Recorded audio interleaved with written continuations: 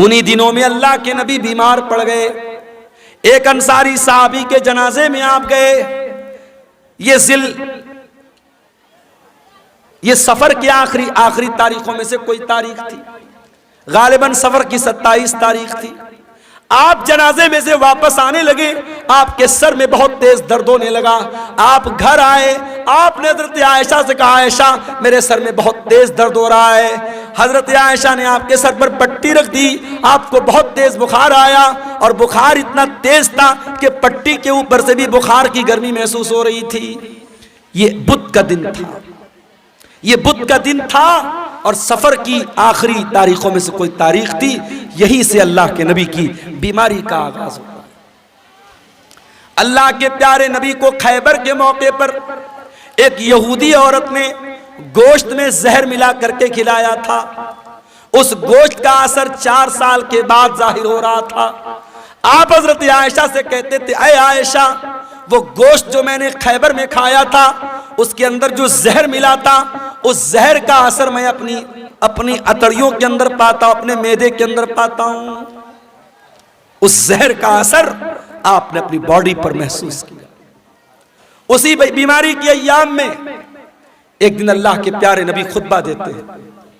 सहाबे किराम का मजमा बैठा हुआ है, अल्लाह के प्यारे नबी खुतबा दे रहे हैं और खुतबे में आप कहते हैं, इन्नल्लाह खय्यरा अब्दन, अल्लाह ताला अपने एक बंदे को इख्तियार दे रहा है, अपने एक बंदे को चॉइस दे रहा है कि ऐ मेरे बंदे, तू चाहे तो दुनिया की नेमतों को ले ले और चाहे तो तू मेरे पास आ जा और उससे अच्छी नेमतें मैं तुझको दे दूं। तो अल्लाह के उस बंदे ने अल्लाह के पास जाने को पसंद कर लिया। अभी इतना बयान किया था आपने कि अबू बकर सिद्दीक ज़ारो कतार रोने लगे और रोते हुए कहने लगे, फदैना कभी आबाइना व उम्महातिना, हमारे माँ बाप आप के ऊपर फिदा हो जाएं, हमारे माँ बाप आप पर कुर्बान हो जाएं। अबू सईद खुदरी कहते हैं, हमें बड़ी हैरत हुई कि अल्लाह के प्यारे नबी तो एक कॉमन बात बता रहे, एक आम बात बता रहे हैं, इसमें रोने की क्या बात है? ये अबू बकर क्यों रो रहे हैं और रोते रोते ये क्यों कह रहे हैं कि हमारे माँ बाप आपके ऊपर कुर्बान हो जाएं? मगर हमको बाद में पता चला कि अल्लाह के प्यारे नबी अपनी बात कर रहे थे कि अल्लाह ताला मुझको अपने पास बुलाना चाहता है। उसी खुतबे में आपने कहा, ऐ लोगों, कान खोल करके सुन लो, मेरे ऊपर सबसे ज्यादा अगर किसी का एहसान है, उसके माल का, उसके टाइम का सबसे ज्यादा अगर किसी ने एहसान किया है, अबू बकर सिद्दीक ने किया है। ओ लोगों, अगर मैं दुनिया में किसी को खलील बनाता, अबू बकर को खलील बनाता, मगर मैं अल्लाह का खलील हूं, अल्लाह ने मुझे अपना खलील बनाया है। ऐ लोगों, मस्जिद में जितने लोगों के दरवाजे खिड़कियां हैं सब बंद कर दिए जाएं, सिवाय अबू बकर के घर के दरवाजे के। अबू बकर का जो दरवाजा मस्जिद में खुलता है उसको बंद न किया जाए, वो दरवाजा ओपन रहेगा, वो दरवाजा खुला रहेगा। ये नबी के आखिरी दिनों की बात है मेरे भाई। सोमवार के दिन आपका इंतकाल हुआ, बुध का दिन आया। बुध के दिन आपने सहाबा से कहा कि 7 अलग अलग कुएं का पानी लाया जाए। 7 अलग अलग कुएं का पानी लाया गया। अल्लाह के प्यारे नबी ने गुस्ल फरमाया। गुस्ल करने के बाद आपने अपने सर के ऊपर पट्टी बांधी और आप मस्जिद में आए और मिंबर पर चढ़े और आपने खुतबा दिया। और उसी खुतबे में आपने फरमाया कि ओ लोगो, मेरे अंसारी साहबा, मेरे अंसार साहबा के साथ तुम कभी गलत सलूक मत करना। इन्नहुम करशी व ऐबती, ये मेरे बड़े खास लोग हैं, इन्होंने बड़ी कुर्बानियां दी हैं। अगर कभी तुम अमीर बन जाना, मुसलमानों के जिम्मेदार बन जाना, तो अंसार साहबे किराम के साथ अच्छा सलूक करना। वो अगर भलाई करें, उनकी भलाई को कबूल कर लेना। अगर उनसे गलती हो जाए तो दरगुजर कर देना, माफ कर देना। जुमेरात का दिन आया, नबी ने ज़ुहर पढ़ाई, नबी ने असर पढ़ाई, नबी ने मगरिब पढ़ाई और मगरिब की नमाज में आपने सूरतुल मुरसलात की तिलावत की। इशा का टाइम आया, हजरत बिलाल आए, अय अल्लाह के नबी नमाज का टाइम हो चुका है, लोग आपका इंतजार कर रहे हैं। आपने कहा पानी लाओ। पानी लाया गया, आपने गुस्ल किया। गुस्ल करने के बाद आप खड़े हुए, थोड़ी दूर आगे बढ़े, चक्कर खा के गिर पड़े। होश आया, पूछा सल्लन्नास, क्या नमाज हो गई? लाहुम यंतज़िरूनका या रसूल अल्लाह, आय अल्लाह के नबी, लोग आपका इंतजार कर रहे हैं, अभी नमाज नहीं पढ़ी लोगों ने। फिर आपने गुस्ल किया, फिर आप उठ करके जाने लगे, फिर गशी तारी हो गई, फिर गिर पड़े। 3 बार ऐसा हुआ, 3 बार चक्कर खा के अल्लाह के प्यारे नबी गिर पड़े जमीन के ऊपर। जब 3 बार ऐसा हो गया और आप समझ गए कि अब मेरी तबीयत मस्जिद में जाने लायक नहीं है, तो आपने कहा कि जाओ अबू बकर से कहो वो लोगों को नमाज पढ़ाए। लोग हजरत अबू बकर के पास आए, चलिए आप नमाज पढ़ाइए, अल्लाह के नबी का ऑर्डर है। अबू बकर बड़े नरम दिल आदमी थे, बड़े रहम दिल आदमी थे। उन्होंने हजरत उमर से कहा कि ऐ उमर, आप जा करके नमाज पढ़ा दीजिए। हजरत उमर ने कहा नहीं, अल्लाह के नबी ने आपको परमिशन दी, आप चल करके नमाज पढ़ाइए। 17 टाइम की नमाजें नबी की जिंदगी में, नबी की आखिरी अय्याम में अबू बकर सिद्दीक ने पढ़ाई। जुमेरात के दिन की इशा की नमाज, जुमा की 5 टाइम की नमाज, शनिचर को 5 टाइम की नमाज, इतवार को 5 टाइम की नमाज और सोमवार की फजर की नमाज। ये टोटल 17 नमाजें हजरत अबू बकर सिद्दीक ने अल्लाह के प्यारे नबी की जिंदगी में आखिरी दिनों में पढ़ाई थी।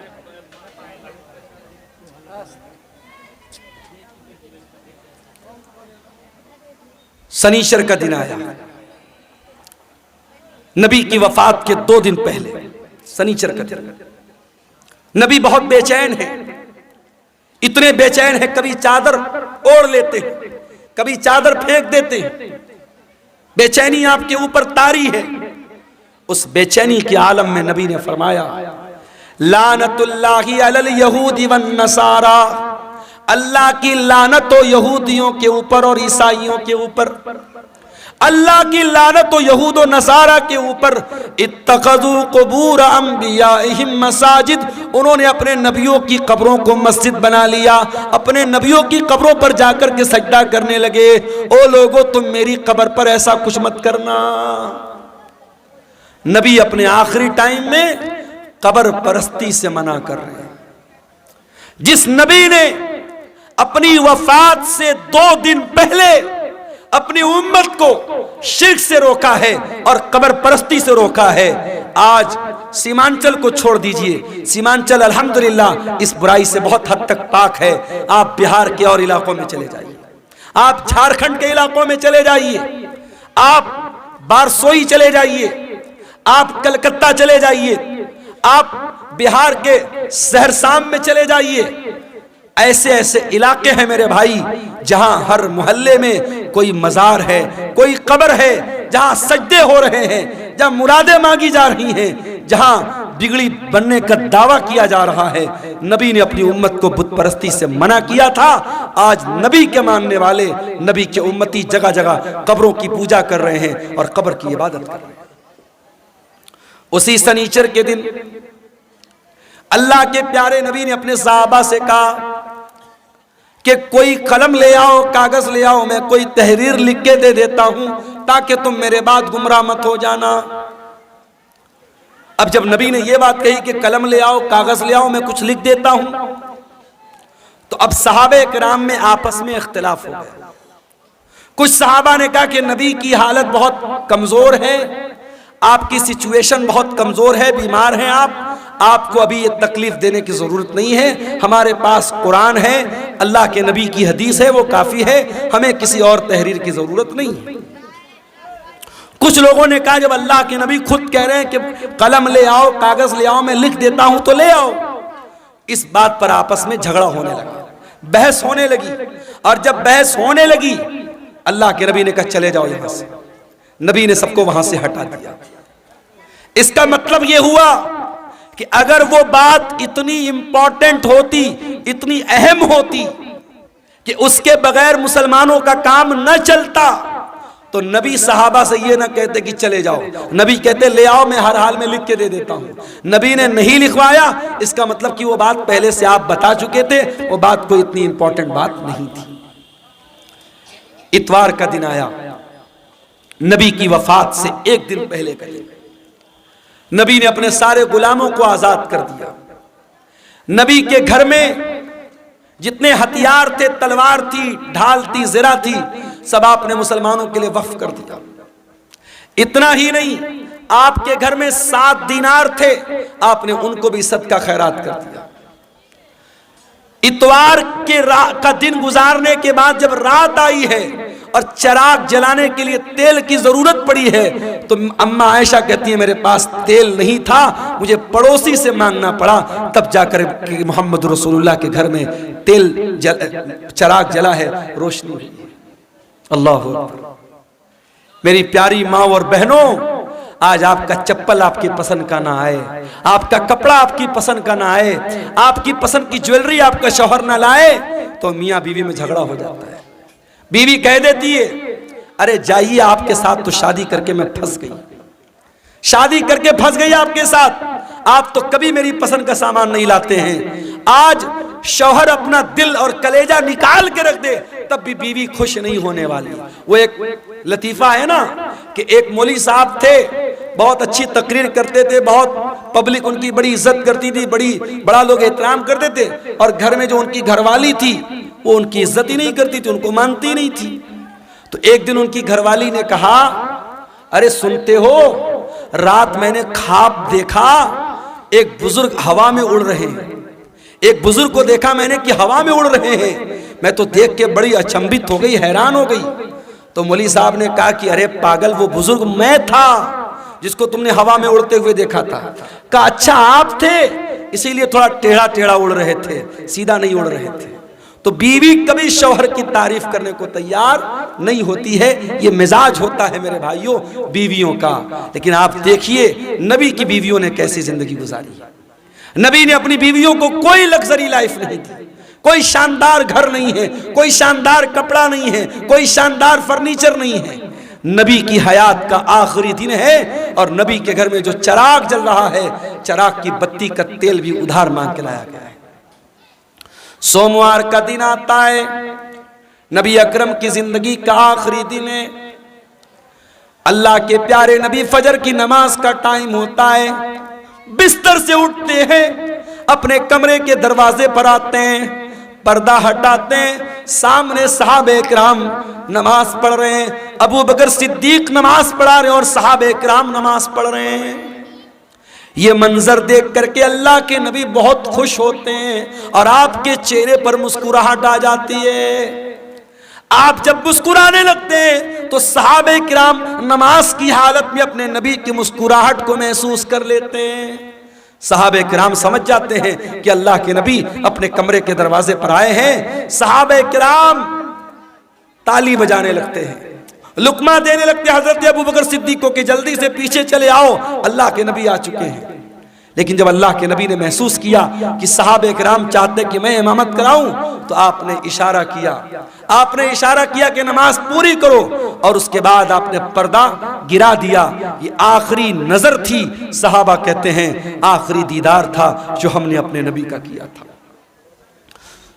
फजर का टाइम खत्म हुआ, चाश्त का टाइम शुरू हुआ, सूरज आसमान की तरफ बुलंद होने लगा।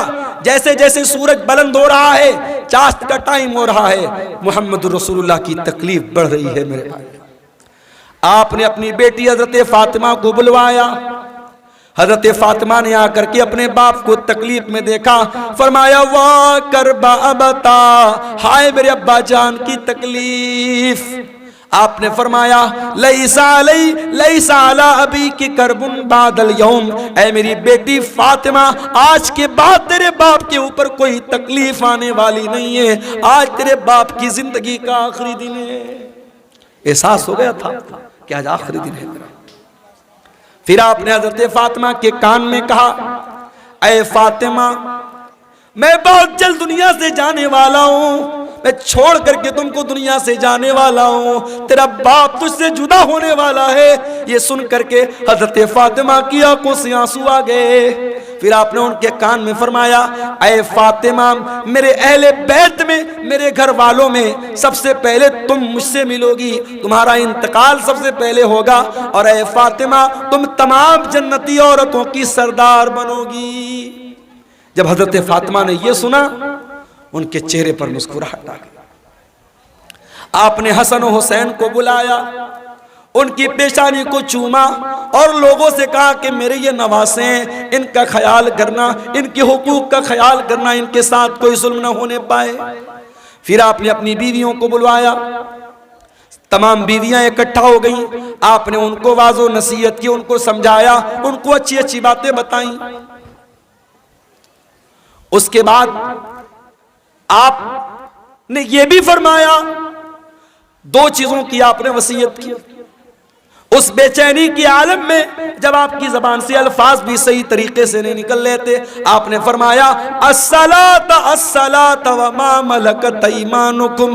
ओ लोगो, नमाज की पाबंदी करते रहना, नमाज का ख्याल करते रहना और अपने गुलामों का, अपने नौकरों का, अपने मातहतों का ख्याल करना। नमाज की पाबंदी करना और अपने अंडर में काम करने वाले अपने नौकरों, अपने खादिमों का खास ख्याल रखना। हजरत अब्दुर्रहमान इब्न अबू बकर मिसवाक लेकर के आए, नबी की नजर मिसवाक पर पड़ गई। आपने हजरत आयशा को इशारा किया कि मैं भी मिसवाक करना चाहता हूं। हजरत आयशा ने अपने भाई से मिसवाक ली और मिसवाक को अपने दांतों से नरम किया और वो मिसवाक अल्लाह के नबी को दे दी। अल्लाह के प्यारे नबी ने अपनी वफात से कुछ देर पहले मिसवाक किया। उलमा कहते हैं अगर किसी को अंदाजा हो जाए कि मेरा इंतकाल होने वाला है, मेरी मौत होने वाली है, आखिरी टाइम में मिसवाक करना भी अल्लाह के नबी की सुन्नत है। उसके बाद आपने वहीं पर एक प्याले में पानी रखा हुआ था। आपको अपने ऊपर मौत की सख्तियां महसूस हुई। क्या बात है, क्यों उठ रहे हैं आप? हैं? बारिश हो रही है? चंदा के लिए मेरे भाइयों, इलाका इतना पिछड़ा हुआ है। मुझे याद है जब कारी साहब ने मुझको बुलाया था और मैं जहां ठहरा हुआ था, रात भर मच्छरों ने मेरा जीना हराम कर दिया था, कीड़ों ने, मच्छरों ने। मुझे घसिया घाट का इलाका कभी भूलता नहीं है। और मैंने कहा था कि इतना पिछड़ा इलाका बहुत कम देखने को मिलता। अब तो माशाअल्लाह रास्ते वास्ते भी बन गए, कुछ तरक्की हुई है। इस इलाके में ये कारी अब्दुल बासित साहब ने ये इदारा खोला है और आप जानते हैं ये जलसा इदारे के चंदे के लिए जलसा हो रहा है। ये बार बार बताने की ज़रूरत नहीं है। मैं बंगाली उलमा की तरह चंदा करने वाला मुकर्रिर नहीं हूँ, लेकिन मैं आपसे गुजारिश करता हूँ ये जलसे वालों की मेहनत पर पानी मत फेरिए। बारिश हो रही है, हल्की फुल्की बारिश हो रही है, अगर हो भी रही थोड़ा बहुत भीग भी गए तो मसला नहीं है, लेकिन आप इस इदारे के ऊपर पैसों की बारिश जरूर करके जाइएगा। और जो भी चंदा 100, 200, 1000, लाख, 2 लाख जो भी आप दे के जा सकते हैं, इदारे का ताउन करके जाइएगा। खुसूसी तौर पर ये मेरी आपसे गुजारिश है, इदारा आपके ताउन का मोहताज है। इलाका आप देख रहे हैं, इदारे की जरूरत आप देख रहे हैं। मैं रसूल की वफात का वाकया बयान कर रहा हूँ, थोड़ी देर और आपके सब्र का इम्तिहान लेता हूँ, फिर मैं आपसे इजाजत दे लूंगा। अल्लाह के नबी का आखिरी टाइम है मेरे भाई, और मौत की शिद्दत आप महसूस कर रहे हैं। आपने मौत की उस शिद्दत में अपने चेहरे पर पानी डाला और आपने कहा अल्लाहुम्मा इन्नी अला सकरातिल मौत, आय अल्लाह मेरी मदद कर, मौत की सख्तियों पर मेरी मदद कर। हजरत आयशा कहती हैं कि नबी के ऊपर जब मैंने मौत की सख्ती को देख लिया, उस वक्त तक मैं मौत की सख्ती को बुरा समझती थी, मगर जब अपने नबी के ऊपर मैंने मौत की सख्ती को देखा तो मैं समझ गई कि मौत की सख्ती बरहक है और मौत की सख्ती किसी के ऊपर भी आ सकती है। फिर आपने आसमान की तरफ हाथ उठाया, आपने फरमाया मार रफीक़िल आला, आय अल्लाह मुझे सबसे बेहतरीन लोगों की सोबत अता फरमा, मअल्लज़ीना अनअमता अलैहिम मिनन नबिय्यीन वस्सिद्दीक़ीन वश्शुहदाई वस्सालिहीन। आय अल्लाह अपने नबियों के साथ मुझे उठाना, अपने सिद्दीक़ीन के साथ मुझे उठाना, अपने नेक बंदों के साथ उठाना। इतना कहने के क्या कीड़े मकोड़े भी जो है ना अपने नबियों के साथ है, अल्लाह ताला मुझको उठाना। और यही पढ़ते हुए अल्लाह के नबी ने अपने हाथ उठाए और आपके हाथ जमीन पर गिर गए और आपकी रूह आपके बदन से निकल गई और अल्लाह के आखिरी नबी भी अल्लाह को प्यारे हो गए। इन्ना लिल्लाहि व इन्ना इलैहि राजिऊन। ये मंजर था अल्लाह के नबी की वफात का। और जब आपकी वफात हो गई सहाबे किराम पर जो बीती थी मेरे भाइयों, वो बयान के बाहर थी। हजरत फातिमा ने कहा, या अबता मन जन्नतुल फिरदौसी मावा, या अबता इला जिब्रील नना।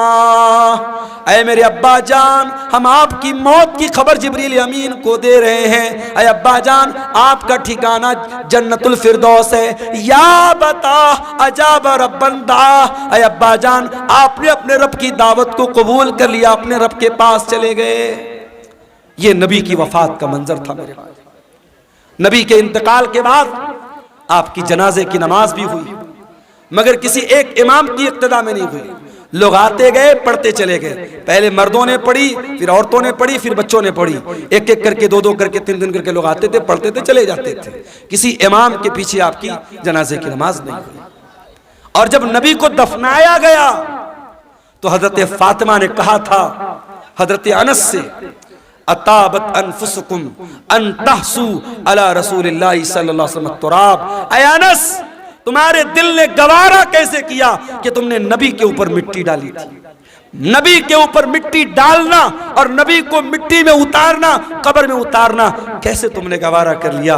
मगर मेरे भाइयों, ये अल्लाह का कानून था, ये अल्लाह का दस्तूर था, ये अल्लाह का हुक्म था, और सहाबे किराम ने इस पर अमल किया और प्यारे नबी को भी कब्र में उतारा गया और आपको भी कब्र में दफनाया गया। तो मौत तो सबको आनी है मेरे भाई।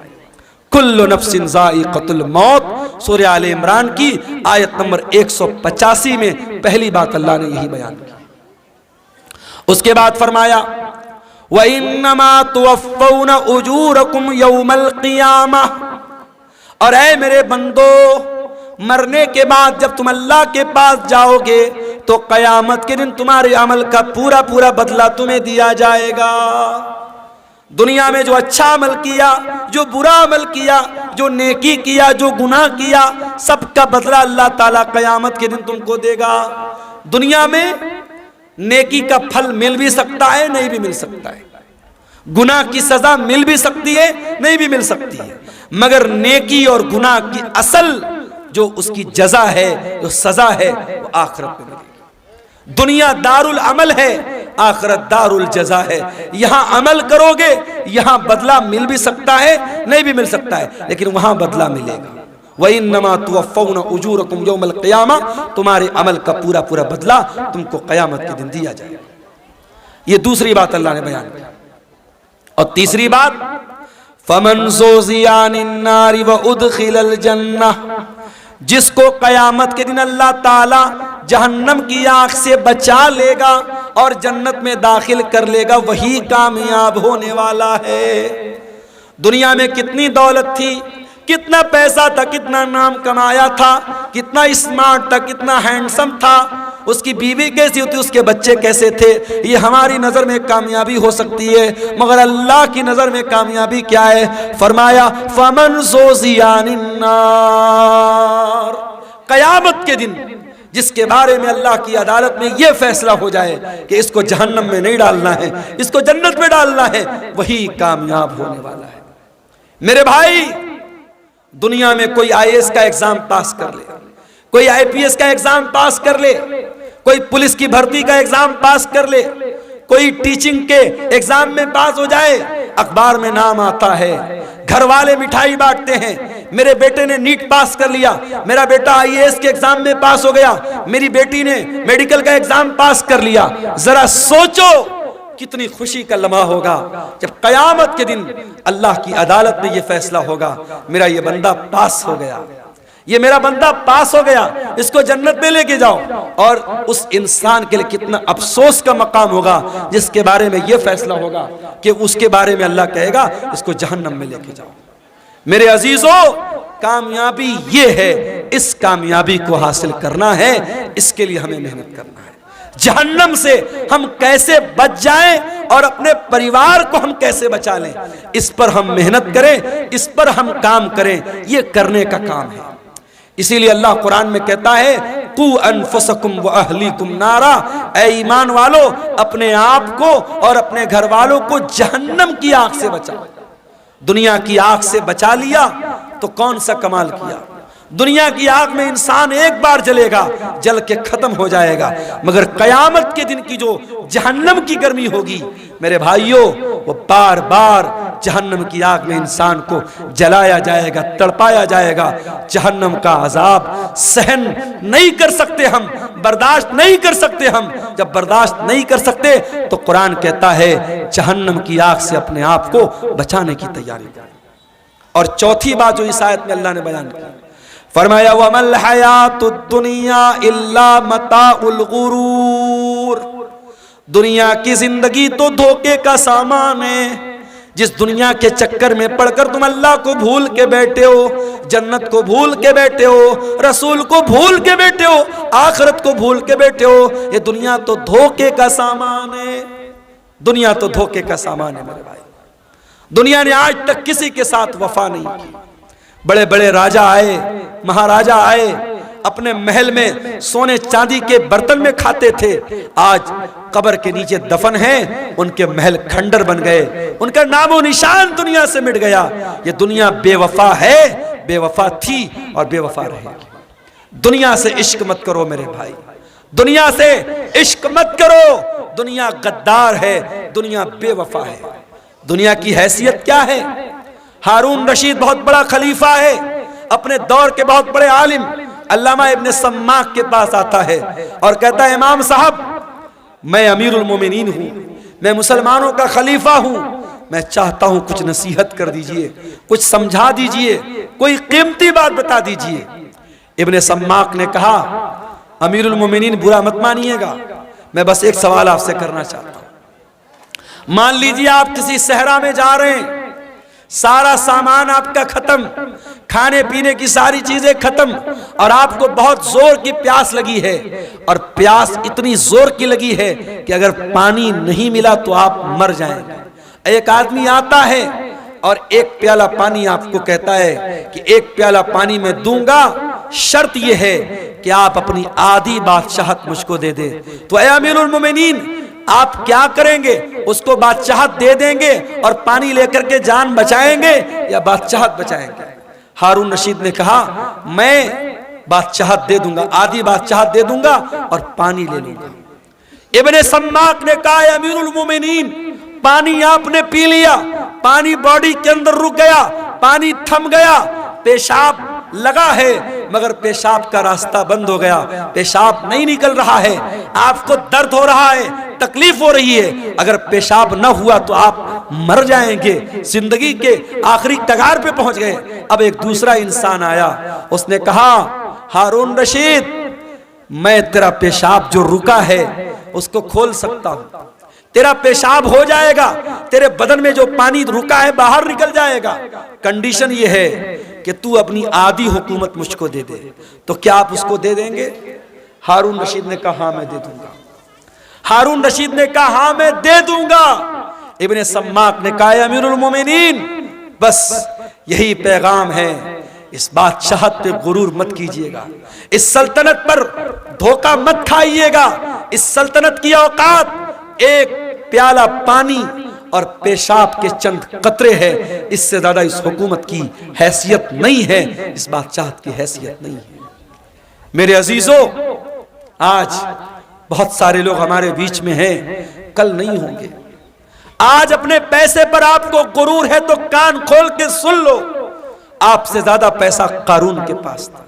अगर आप गांव के प्रधान हैं, आप इलाके के मिनिस्टर हैं, अपने इलाके की बड़ी हस्ती हैं और आपको बड़ा नाज है कि साहब मेरा बड़ा नाम है, मेरी बड़ी शान और शौकत है, आपसे ज्यादा शान और शौकत फिरौन की थी, आपसे बड़ी बादशाहत नमरूद के पास थी, न नमरूद की बादशाहत उसके काम आई, न फिरौन की सल्तनत उसके काम आई, न कारून की दौलत उसके काम आई, न कौम आद की ताकत उसके काम आई, न कौम समूद का पावर उसके काम आया।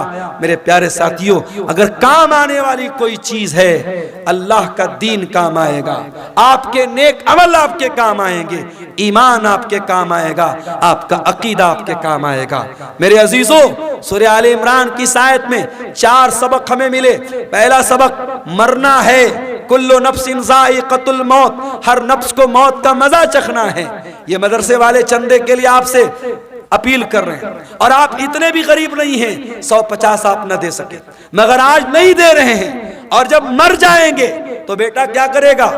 जिंदगी में कभी बाप की तरफ से सदका नहीं किया, कभी बाप ने खुद सदका नहीं किया, मर गया तो बेटा क्या कर रहा है? बाप की तरफ से मदरसा बनवा रहा है, बाप की तरफ से ट्यूबवेल लगवा रहा है, माँ की तरफ से मस्जिद में कुरान दे रहा है। अरे जिंदगी में माँ बाप की कदर करो और जिंदगी में सदका खैरात किया करो। अल्लाह के नबी से पूछा गया सबसे अफजल सदका कौन सा है, सबसे बेहतरीन सदका कौन सा है?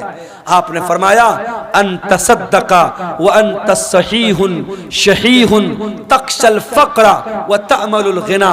सबसे बेहतरीन सदका ये है, तंदुरुस्ती की हालत है, माल की मोहब्बत है, पैसा बहुत है, माल की मोहब्बत है, तंदुरुस्ती है, और डर है कि पैसा खत्म ना हो जाए और पैसा आने की उम्मीद है। ऐसी सिचुएशन में जो सदका किया जाए वो सबसे बेहतरीन सदका है। मेरे अजीजों, सदका खैरात करने के लिए, नेकी के काम में हिस्सा लेने के लिए मौत का इंतजार मत करो। मौत आएगी और पल भर में आपका फैसला कर देगी, मौत आपका काम तमाम कर देगी। इसलिए मेरे अजीजों, कुरान क्या कह रहा है? या अय्युहल्लज़ीना आमनू ला तुल्हिकुम अमवालुकुम वला औलादुकुम अन ज़िक्रिल्लाह। ऐ ईमान वालो, तुम्हारा माल और तुम्हारी औलाद तुमको अल्लाह के जिक्र से गाफिल न कर दे। माल के चक्कर में कहीं अल्लाह को भूल न जाना, औलाद के चक्कर में कहीं अल्लाह को भूल न जाना। वमन यफ़अल ज़ालिका फ़उलाइका हुमुल ख़ासिरून। और जो ऐसा करेगा बहुत नुकसान उठाएगा। व अनफ़िक़ू मिम्मा रज़क़नाकुम मिन क़ब्लि अन यातिया अहदकुमुल मौत। और ऐ ईमान वालो, हमने जो रोजी दी है उसमें से खर्च करो इसके पहले कि मौत आ जाए। फ़यक़ूल रब्बि लौला अख़रतनी इला अजलिन क़रीबिन फ़अस्सद्दक़ व अकुम मिनस्सालिहीन। कहीं ऐसा न हो कि मौत के आने के बाद तुम कहो कि ऐ अल्लाह 1 घंटे का टाइम और दे दे, 1 मिनट का टाइम और दे दे, मैं तेरी राह में सदका करना चाहता हूँ, मैं नेक बनना चाहता हूँ। वलन युअख्खिरल्लाहु नफ्सन इज़ा जाअ अजलुहा। लेकिन अल्लाह का कानून ये है, मौत आ गई तो 1 सेकंड पहले नहीं मर सकते, 1 सेकंड बाद में नहीं मर सकते। मुझे बहुत अच्छी तरीके से याद है 10 अक्टूबर 2020 की वो शाम, 10 अक्टूबर 2020 की वो रात जब मेरी माँ का इंतकाल हुआ था और मैं बनारस के अपने घर के बहुत करीब के हॉस्पिटल में माँ को लेके जा रहा था। हार्ट अटैक आया था, शुगर की पेशेंट थी वो, और बाइक पर बिठाकर पीछे मेरा छोटा भाई बैठा था। और हॉस्पिटल के कैंपस के अंदर जैसे ही हम दाखिल हुए थे, माँ का जिस्म बेजान होके बाइक से नीचे गिरा था। और जब हम लोगों ने सारे भाई वहां पहुंच चुके थे, और जब माँ को उठा करके हम लोग आईसीयू में लेके जा रहे थे, तो नेचुरल बात होती है, मरने के बाद इंसान की बॉडी का वजन बढ़ जाता है। वजन से अंदाजा लग गया कि अब रूह निकल चुकी है, अब मौत आ चुकी है। हमारे पास करने को बातें बहुत थी। हम लोग कह सकते थे 5 मिनट पहले लाए होते, डॉक्टर ने देखा होता, ये हुआ होता, वो हुआ होता। ये सब बहाने अपनी जगह, कुरान की ये आयत अपनी जगह। वलन युअख्खिरल्लाहु नफ्सन इज़ा जाअ अजलुहा। मौत तो अपने वक्त पर आती है मेरे भाई। इसलिए अपने नौजवान साथियों से भी कहना चाहता हूँ, सीमांचल के जलसों में मैं कहीं कहीं बड़ी बेहयाई भी देखता हूँ, सड़कों पर लड़के लड़कियों का जमघट भी देखता हूं, बड़ा ऐसा माहौल में देखता हूं। पूरे इंडिया में वो माहौल कहीं नजर नहीं आता। मेरे भाइयों, ये जलसे, ये प्रोग्राम ठीक है, इदारे वालों के अपने मसाइल हैं, मदरसों की अपनी मजबूरी है। जलसा कराने बगैर उनको चंदा नहीं मिलेगा। जलसा आप कराइए, शौक से कराइए और तकरीर आप कराइए, मगर मैं घसिया घाट के मदरसे के जिम्मेदारों से भी कहना चाहूंगा, और वीडियो बन रहा है, सीमांचल के तमाम मदरसों के जिम्मेदारों से कहना चाहूंगा कि अब बहुत देर हो चुकी है। अब अपने जलसों को थोड़ा सा कंट्रोल कर लो, औरतों का इंतजाम रखो, लेकिन सख्ती से मना कर दो। कोई मेला ठेला नहीं लगेगा, कोई औरतों के सामान की दुकान नहीं लगेगी, कोई सड़क और चौराहे पर मर्दों और औरतों का जमघट नहीं लगेगा। और अगर नहीं कर सकते तो फिर जलसे बंद कर दो मेरे भाई, जलसे बंद कर दो। ये मेले के नाम पर अगर मर्दों औरतों का जमघट होता है तो उतना बड़ा गुनाह नहीं है, उतना बड़ा गुनाह नहीं है जितना बड़ा गुनाह बड़े बड़े बैनर लगा के, बड़े बड़े फाटक लगा के, बड़े बड़े उलमा की तकरीर करा के और सड़कों पर मर्दों औरतों का जब हम जमघट देखते हैं, जवान जवान लड़कियां जा रही हैं और जवान लड़के उनको देखकर आवाजें कस रहे हैं, इशारेबाजी कर रहे हैं, नैन मटक्का हो रहा है, ये मंजर देखकर वल्लाह दिल को तकलीफ होती है। और मैं ये सोचता हूं 2009 से मैं सीमांचल में आ रहा हूं, 15 साल हो गए, हर साल आ रहा हूं, तकरीरें कर रहा हूं, लेकिन हालात जस के तस है बल्कि और बुरे हो रहे हैं। हालात कब सुधरेंगे मेरे भाई? हम कब जागेंगे? कब होश में आएंगे? कब हम चेतेंगे? कब अपने अमल को हम सुधारेंगे? मेरे अजीजों, आज की तकरीर में यही पैगाम दे रहा हूं कि इसके पहले कि मौत आ जाए और ये गुनाह करते हुए अल्लाह के यहाँ हम चले जाएं, अपने अमल की इस्लाह कर लो मेरे भाई, अपनी बुराइयों से तौबा कर लो। और याद रखो, तौबा करने के लिए कल का इंतजार मत करो, जाओ अपने कमरे का दरवाजा बंद करो। जिस तरीके से बैठ करके बंद कमरे में मोबाइल देखते हो, जाओ अपने कमरे की लाइट भी बंद कर दो, दरवाजा भी बंद कर दो और वजू करके अल्लाह के सामने हाथ फैलाओ और सोचो कि अब तक की जिंदगी कैसी गुजरी थी। अपने गुनाहों को याद करो, अपने खताओं को याद करो, और अगर अल्लाह की बारगाह में रोते हुए 2-4 कतरे आंसुओं के गिर गए, वल्लाह कह रहा हूं इन आंसुओं की बड़ी कीमत है अल्लाह के यहाँ, इन आंसुओं की बड़ी कीमत है अल्लाह के यहाँ। अल्लाह के प्यारे नबी फरमाते हैं अल्लाह को 2 चीजें बहुत ज्यादा पसंद हैं, मिन कतरतैन, 2 कतरे अल्लाह को बहुत पसंद हैं। कतरतु दुमूइ मिन खशियतिल्लाह, एक अल्लाह के खौफ से बहने वाला आंसू का कतरा, वह कतरतु दमिन तुहराक़ु फी सबीलिल्लाह, और एक खून का कतरा जो अल्लाह की राह में बहता है। मेरे अजीजों, तौबा कर लो, जवानी में तौबा कर लो, अपनी ताकत के दौर में तौबा कर लो। कल बुढ़ापे में तौबा करने का कोई मतलब नहीं होगा। दर जवानी तौबा करदन शेवे पैगंबरी, वक्त पीरी गुर्गे जालिम मी शवत परहेजगार। जवानी में तौबा करो, ये नबियों का तरीका है। बुढ़ापे में तो भेड़िया भी शरीफ बन जाता है, जब मुंह में दांत नहीं, पेट में आंत नहीं, शरीफ बन गए तो कौन सा कमाल किया। ये रात का टाइम है मेरे भाई, ये बड़ा सुहाना वक्त है, बड़ी बरकत वाला वक्त है। इस वक्त हम अल्लाह ताला से अगर तौबा करेंगे, अल्लाह से रुजू करेंगे, मुझे यकीन है अल्लाह जरूर हमारी तौबा को कबूल करेगा। और जब सच्ची तौबा कर लो तो अब तक जो गुनाह का काम करते थे उस गुनाह से बाज आ जाओ, उस गुनाह को छोड़ दो। अगर मोबाइल का गलत इस्तेमाल करते थे, यहीं से तौबा कर लो, नहीं करेंगे। अगर ज़िनाकारी और बदकारी में मुलव्विस थे, अगर इग़लामबाजी में मुलव्विस थे, अगर हराम का कोई कारोबार करते थे, अगर आज मैं भी आ रहा था, रास्ते में हमारी कार के ड्राइवर ने कहा, रास्ते में कई जगह गैर मुस्लिमों का की बस्ती गुजरी, ड्राइवर ने कहा मौलाना साहब एक बात बोलूं आपको। मैंने कहा बताओ। कहने लगा कि बिहार में और खास तौर से हमारे इस इलाके में आज के दिन हमारे बहुत सारे गैर मुस्लिम बहुत जुआ खेलते हैं, और उनका ये मानना है, गैर मुस्लिम भाइयों का ये मानना है कि दिवाली की रात जो जुआ खेलेगा और जीत जाएगा वो साल भर हमेशा जीतेगा, वो कभी हारेगा नहीं। ये मान्यता है उनकी। और एक दिन पहले भी धनतेरस का त्योहार था, आपने देखा होगा मार्केट में बड़ी भीड़ लगी थी, बड़ी भीड़ लगी थी। धनतेरस वाले दिन हमारे गैर मुस्लिम भाइयों का ये मानना है कि कुछ न कुछ सामान उनको खरीदना है, चाहे झाड़ू ही खरीदेंगे मगर खरीदेंगे। और आज अभी हम लोग चाय पीने के लिए रास्ते में रुके तो एक साहब ने बताया कि दुकानदार फोन पे नहीं ले रहा, वो कैश चाहिए उसको। उसने कहा हम फोन पे से पेमेंट नहीं लेंगे, आज के दिन हम कैश लेते हैं, हम फोन पे नहीं लेते हैं।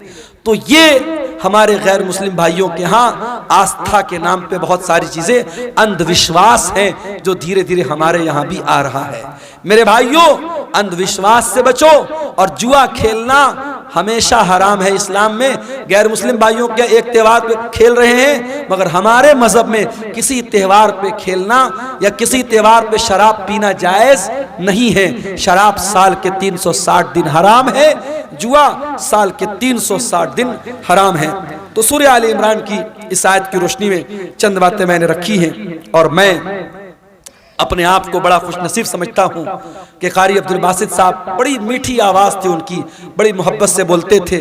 आज उनके बच्चों ने अल्हम्दुलिल्लाह अपने बाप की वरासत को संभाला है, मदरसे को चला रहे हैं। हमारी जिम्मेदारी बनती है, इलाके का पुराना इदारा है और एक बुजुर्ग ने उसको ज़िंदगी भर सींचा है, आज वो हमारे बीच में नहीं है, उनके बच्चे चला रहे हैं। हम इस इदारे को हम इसका ताउन करें। अल्लाह ताला हम सबको इसकी तौफीक अता फरमाए।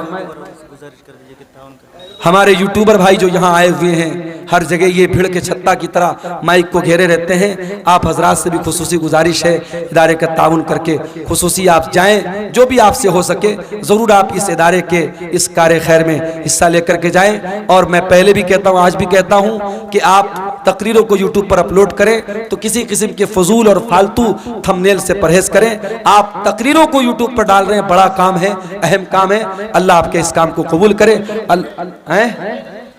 क्या बोले? अल्लाह ताला हम सबको नेक अमल की तौफीक अता फरमाए।